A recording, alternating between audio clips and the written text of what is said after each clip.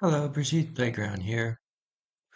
One of the main reasons I prefer to use uh, a software like Inkscape is I can pull these pictures in, right? I can move the parts around, I can move the clouds, I can take the color and the shapes that I don't want out of that picture, right? Any of these pictures, I can edit those however I need to. Now let's jump into the PDF and take a look at the project book. So we start with our thank you page. This is our make your own calendar project book, right? There's a little bit of an example here. We have our terms of use. Here's the title page. Again, I was only able to make these letters in Inkscape. Now this is a good example. We got some instructions here, but this is a good example of the intended use, right? So as we go through, we'll talk about some of the parts. But when it's assembled, it's this is how it's meant to look. All right. So we have our pictures. You cut the pictures out. Now this one is the color version. So this is really ideal for the younger learners who they would still want to participate in the creation process, but they may just be able to choose. Well, that's they still get a chance to participate.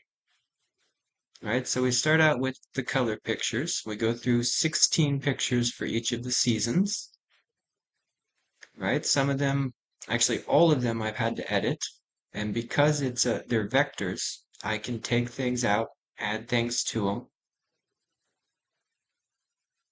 All right, we come down through. We're coming through spring, and then we end up with, now we go back through all the same pictures, but now that certain shapes and colors have been removed, right? Able to edit those. But it's the same 16 pictures per season. We've just adjusted them now so that they can be colored. However the learner wants to add color to it. And this activity, this practice, this will greatly increase your learner's attention to detail. They'll want to do better. If they see their work on display as tools that they're using in the classroom, they'll want to do better.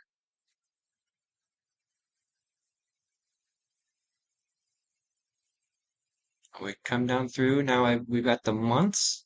I didn't add color to the months, right? I thought that's something that needs to be a bit more flexible. Days of the week, here's your ordinal numbers. Now you have the ordinals in ovals, and you have the ordinal numbers set in circles. We come down through. Now this is our orientation to time and place. Now I used to do this practice with my students every day as a warm-up. I would ask, what was yesterday? They would answer, yesterday was Thursday. What is today? Today is Friday. What will tomorrow be? Tomorrow will be Saturday. So we would have this sort of activity every morning as like a warm-up. And smart is in the learning, knowing is in the practice, wisdom is in the habits we carry.